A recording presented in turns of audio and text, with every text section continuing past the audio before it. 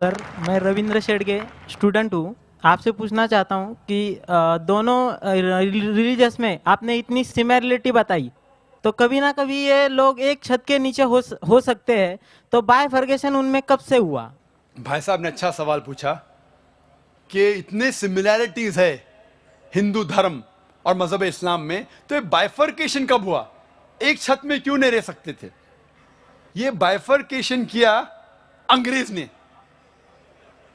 मैंने तकरीर के आखिर में कहा था ये अंग्रेज इसके जिम्मेदार है। उनकी पॉलिसी थी डिवाइड एंड रूल। नहीं तो आमतौर पे मेरे बहुत से हिंदू दोस्त है, हिंदू भाई मेरे दोस्त है, कभी मुझसे नफरत नहीं करते। कई हिंदू मुझे टीवी पे देखते, मैं हिंदुइज्म के बारे में तकरीर करता हूं, जब मुझे देखते हैं तो मेरी इज्जत करते। कस्टम में जब मैं बाहर देश से आता हूं, ओ डॉक्टर जाकिर नाइक, जो भी कहेंगे सच कहेंगे, सच के सिवा कुछ नहीं कहेंगे।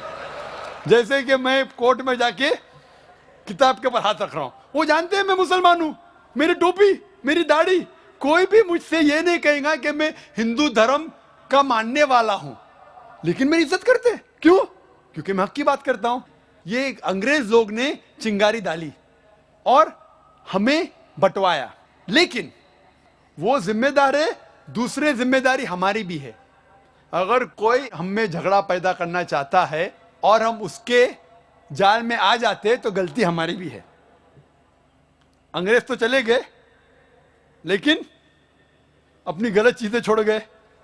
इसीलिए मैं कहता हूं पॉलिटिशियन से, आप दंगे फसाद क्यों करते, क्यों करते? लेकिन मेरी यह दरखास्त है कि कम से कम आप अपनी धर्म की किताब को पढ़ो।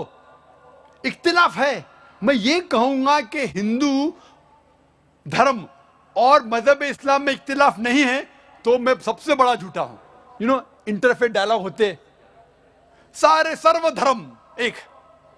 वो हिंदू आके कहता है कि हिंदू भी सही, ईसाई भी सही, इस्लाम भी सही।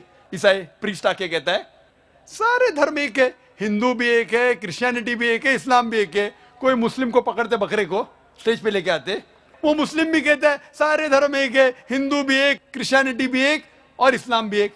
मैं कहूंगा वो हिंदू पंडित से क्या आप इस्लाम कबूल करेंगे? वो कहेगा नहीं। वो क्रिश्चियन से कहेगा क्या आप हिंदू बनेंगे? वो कहेगा नहीं। मैं कहूंगा मुसलमान से क्रिश्चियन बनेंगे? वो कहेगा नहीं। मैं ये कहता हूं इख्तिलाफ तो है, कम से कम वो चीज जो यकसा है सारे धर्मों में, उसके ऊपर कम से कम हम अमल करें। मेरी एक दरखास्त है, कम से कम आप इतना मान लो कि दुनिया में कम से कम एक किताब खुदा की है और 100% सही है। हिंदू बोलेगा मुझे एतराज नहीं, वो हिंदू कहेगा मुझसे मुझे एतराज नहीं, वेदा पूरी सही किताब है। वो क्रिश्चियन कहेगा मुझे एतराज नहीं बाइबल को मानने में, बाइबल खुदा की किताब है 100% सही। मुस्लिम आके कहेगा कुरान सही है। किसी को एतराज नहीं, मैं किसी को चोट नहीं पहुंचा रहा हूं। फिर मैं कहता हूं कि जो ये तीनों किताबों में यकसा है, बाइबल में, वेद में, कुरान में, कम से कम उसके ऊपर तो अमल करो। बाइबल में भी लिखा हुआ है, वेद में भी, कुरान में भी खुदा एक है। ना खुदा का लड़का है, ना खुदा का वालिद है, ना जना है, ना किसी को जनता है। बुत परस्ती हराम है, बाइबल में भी लिखा है, वेद में भी लिखा है, कुरान में भी लिखा है। पैगंबर आने वाले, बाइबल में लिखा है, कुरान में, वेद में। मोहम्मद सल्लल्लाहु अलैहि वसल्लम आने वाले, वो भी लिखा है। मोहम्मद सल्लल्लाहु अलैहि वसल्लम के ऊपर अमल करो, वो भी लिखा है। तो जो चीज इख्तिलाफ की उसको छोड़ दो, कम से कम जो चीज यकसा है उसके ऊपर तो अमल करो। तो मैं झूठ मूठ का ये नहीं बोल रहा हूं कि सारे धर्म एक है। मैं तकाबुल मज़ाहिब का तालिब इल्म हूं। अगर मैं ऐसा कहूंगा तो सबसे बड़ा झूठ कह रहा हूं। मैं ये कहता हूं कि आपके किताब का मुताला करो, कम से कम जो चीज यकसा है उसके ऊपर अमल करो। जो डिफरेंसेस है, इख्तिलाफ है, उसको बाद में देखेंगे। तालव इला कलमतिन सवाइम बैना बैनकुम, आओ हम उस बात की तरफ जो आप और हमें यकसा है।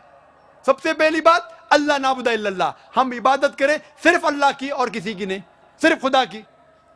तो मैं ये कह रहा हूं कि यकसानियत है, उसको हम जाने, उसके ऊपर अमल करें। और अगर आप वेद पढ़ेंगे, वेद में लिखा हुआ है एक आने वाला है पैगंबर, उसका नाम है नरशंसा, वो कौरमा है। एक कल के अवतार आने वाला है, वो आपको सीधे रास्ते पे लेके जाएंगे। कल के अवतार मोहम्मद सल्लल्लाहु अलैहि वसल्लम, उस पे नाजिल हुई कुरान। तो मैं कह रहा हूं कि वेद की कम से कम तहकीक करो, हिंदू धर्म की किताब की तहकीक करो, और फिर हम मिलजुल के एक छत में रह सकते और हमारे देश को आगे बढ़ा सकते। Hope the answer.